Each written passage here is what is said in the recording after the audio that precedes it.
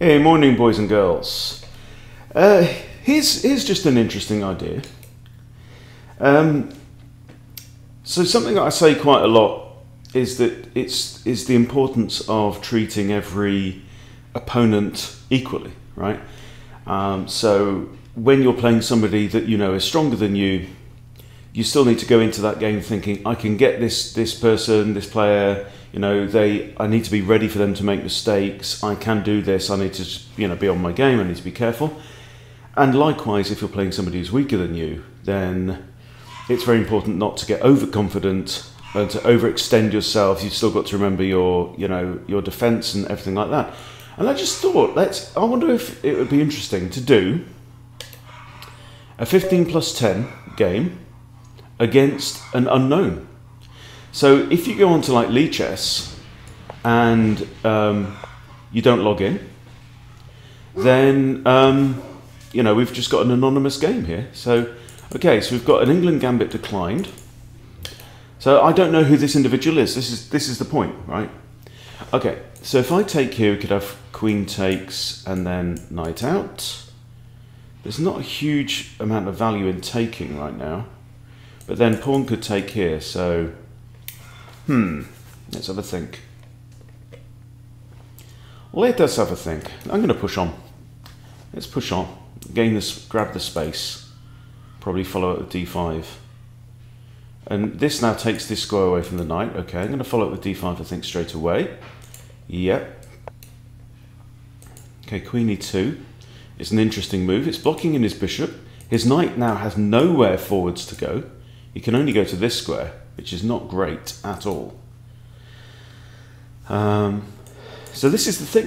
This might be a 600 player. I don't know. Look, I could take out that knight straight away with my bishop, and that is really going to destroy his castling prospects. Kingside means he's going to have to go that way, which means his bishop's going to have to come out. But there's no need to do that immediately. Let's develop. Just going to cover these squares.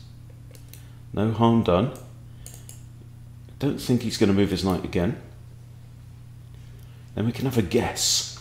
This is proper guess the elo, isn't it? I literally do not know who this character is, and there's no way of finding out. Okay, he's moved his knight a second time now. I'm very tempted to do that and kick the knight. However, I've also got bishop g4 hitting the queen.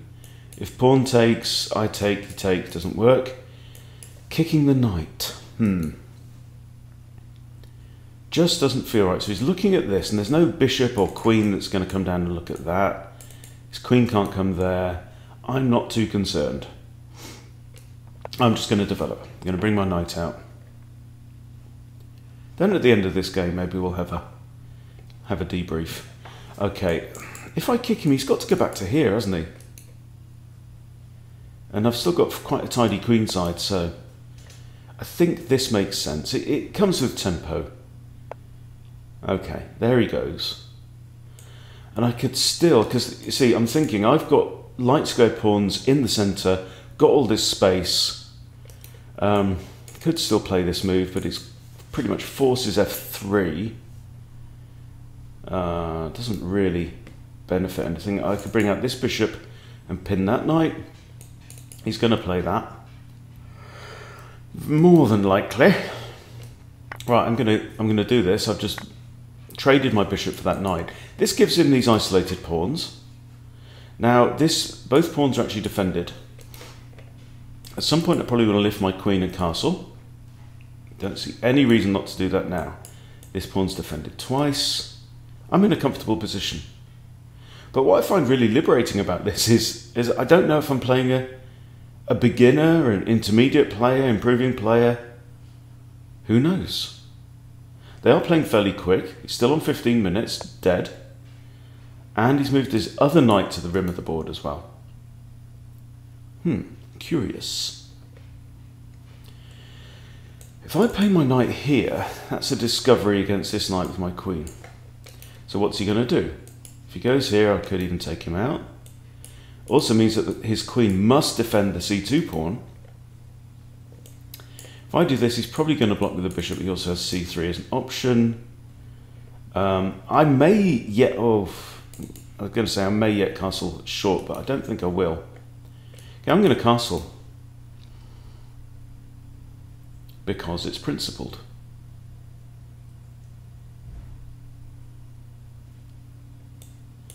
This move is on. The real distinguishing feature of this game is black's space advantage here in the middle.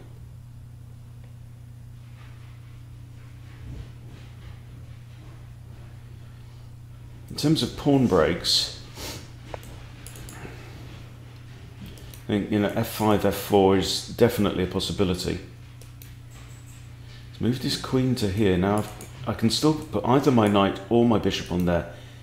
What this means is he's now blocked off his bishop. You can see how many moves he's moved a developed piece a second time. And that's why he's still got both bishops at home. So, bishop here.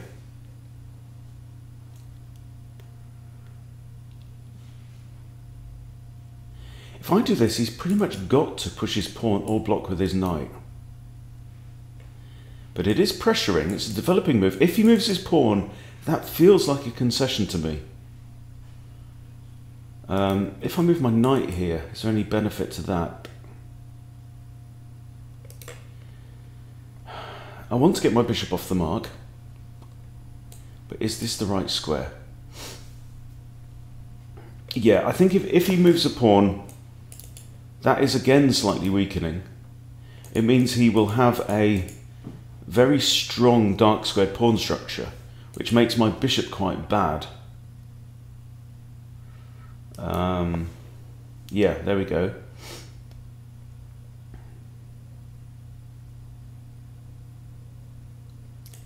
So I could just drop my bishop back down to here now, just looking at this pawn, which means that this rook is now kind of tied to the defense of that pawn, yeah? Because I think he'd love to play rook g1.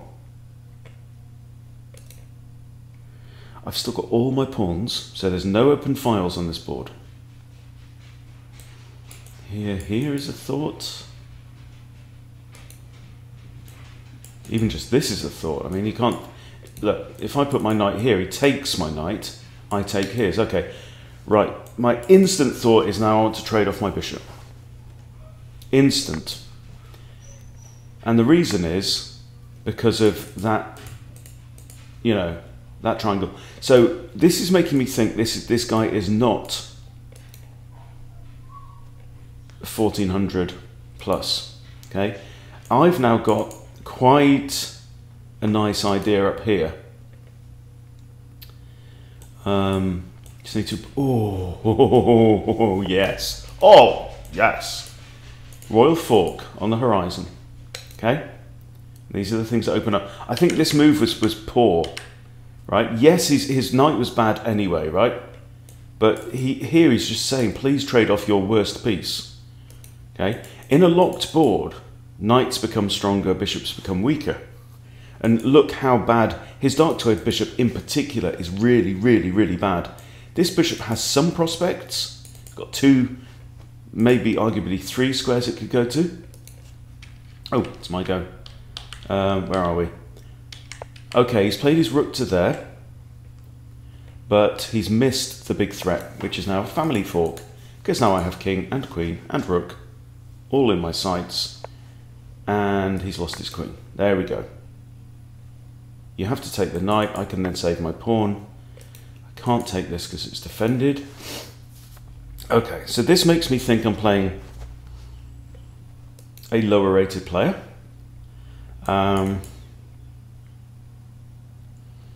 This, or just slide the rook over. Slide the rook over. Bishop's got to defend this pawn. Here, right, his king goes back. Now, can't go here. I've got queen here with check. So what's weak? That's undefended, undefended. But my queen can't go on this square. That's important. This is also undefended. Okay. So yeah, that's what I'd love to do, because I'd be then hitting two undefended pawns. So now this is an exercise in not screwing up. Okay, I can slide back here safely, now attacking this pawn, which is undefended. I might even be able to put my queen behind enemy lines. There we go. Let's check him again.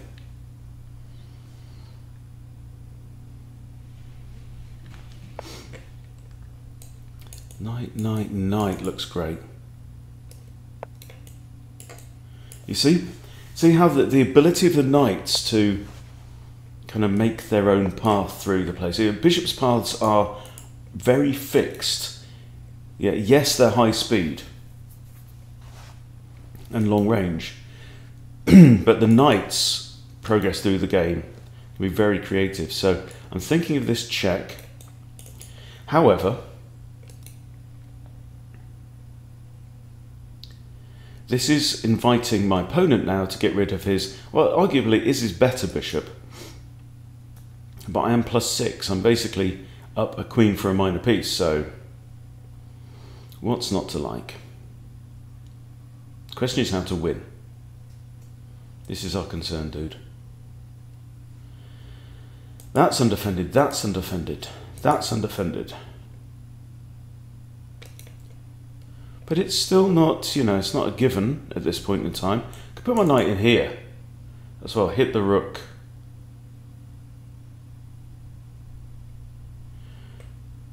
Oh, I hit the rook and that pawn, so yeah, let's try that. I'm attacking 4 things here.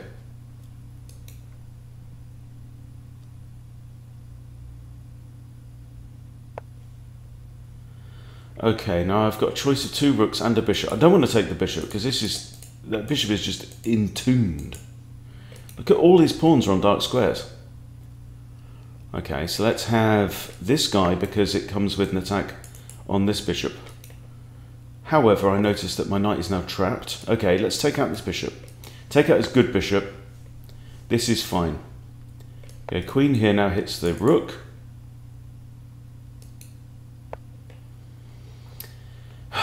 This is chess dogging, is what it is. You just show up and have chess with strangers. Okay, I'm hitting this pawn. Right, he's done that. I'm going to open up the board. I'm going to capture en passant. And now I'm threatening to come in as well, so all good.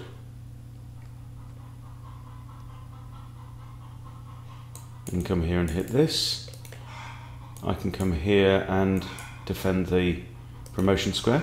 If I just push forwards, he takes my queen, I promote. Not really, no point. No point whatsoever. Just come back here. Makes life hard for his king. And that just drops the rook, you see. Bishop can't block. King has to move. I'll just take out his other rook, I think, and promote, because I don't think... Now, king takes is pretty much forced. And now I can promote for free. Not the most accurate move, but look, I've eliminated his rook, so now all he's left with is one rubbish bishop. And he's left the game. Okay. Okay, claim victory. Doesn't really matter. Let's look at the analysis board on Lichess. I'm not as familiar, so I'm going to request a computer analysis. Oh, I need an account to do that. Okay. So in that case, let's find out how to export, and I'm going to bring it into chess.com analysis board. Okay, so I'm going to shut down my... This is an anonymous window. Okay, let's have a look.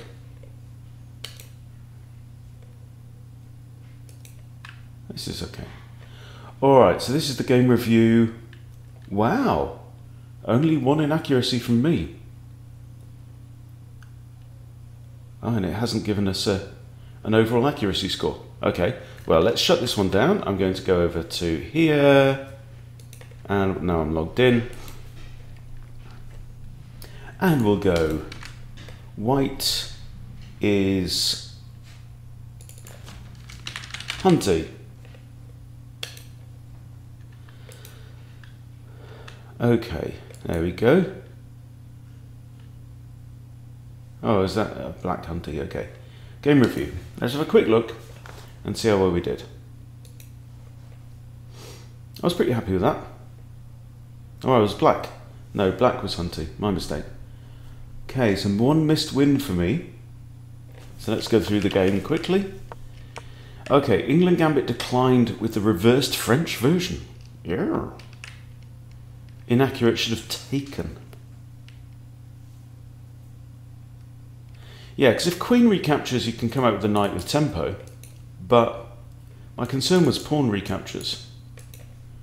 B takes d4 is best. Pawn takes, pawn takes. Oh, and then it's just like a French exchange, isn't it, really? Which is tedious. Okay, anyway. So we do this. That's a mistake. Yeah, I should have pushed c4. Makes perfect sense. I grabbed the center. Good.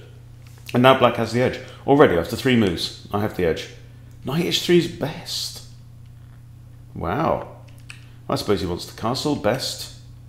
Blunder. Okay, so there was a better move. c5. Thinks I should have played c5 here. Curious. Well, I guess we're challenging for the centre. It's like a Sicilian push, but hey. Okay. Bishop b4. Okay, it kind of approves of that. Again, bishop b4 with a pin. We talked about that. And that's another blunder. Loses material. No, okay, let's have a look at this. Knight takes d4 is, free pawn, hitting the queen, discovery. Now I talked about the discovery, I just missed this tactic.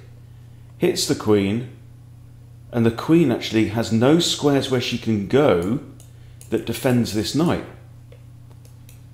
Ah, good. Really, really important to see your worst mistakes in a game. And not only to point out the mistake, but to say, okay, what is it that I missed? What is it that was missing in my thinking? What wasn't I looking for?